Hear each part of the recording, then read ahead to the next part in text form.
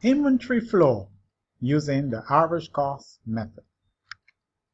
Again, in this scenario, we have the business having 100 units of stock at the beginning, and it purchases 500 units, 100 units, and 300 units at different prices throughout the month. At the end of the month, it has 350 units of stock on hand. So we're going to use the average cost assumption to calculate its closing inventory and its cost of goods sold. So remember, we had 100 units already. We purchased 500, then 100, then 300. So remember, under the average cost, we are just interested in a new price every time we do something. So let's see what happens. So we have this 100 units at $3, which is $300 that we spent. And therefore, 300 divided by 100 will give us an average price of $3, right? Then we purchased 500 units at $4. So 500 by 4 is 2,000. 2,000 plus 300 will give us 2,300. And we also had 100 units, and we added 500, make it 600. So we got 2,300 divided by 600 will now give us a new price of $3.83. Next, we purchased 100 units at $5. So that means we spent $500 and we got 100 more units. So technically speaking, we have, as you can see, 2,800 units.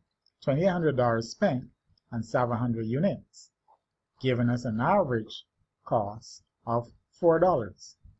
Then finally, we purchased 300 units. So those 300 units were purchased at $6. So 6 times 300 is 1,800. 1,800 plus 2,800 is 4,600. So we spent $4,600. And we now have a total of 1,000 units, which is 700 plus 300. So therefore, the average cost of these units will be 4,600 divided by 1,000. Hence, our stock will be valued at $4.60 per unit. So what really happened?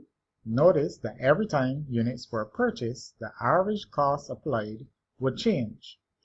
Therefore, we now have 1,000 units of stock available. And the average cost of those units of stock is $4.60 simply because we spent $4,600 and acquired 1,000 units. And that would mean that the 350 units in stock that I have could have come from any box. So, for example, if I take out any 650, then I'll just have 350. And they will be valued at the last average cost per unit. So quickly, just to review what we did, we took out any 600 units, right? Any 600 units, and we distributed them. And that left us with 350 units. Those 350 units were multiplied by $4.60 to give us a total of $16.10. And the cost of the goods sold would be multiplied by the same $4.60 to give us $2,990. And together, they give us the values that we were looking for. And I thank you for viewing this presentation.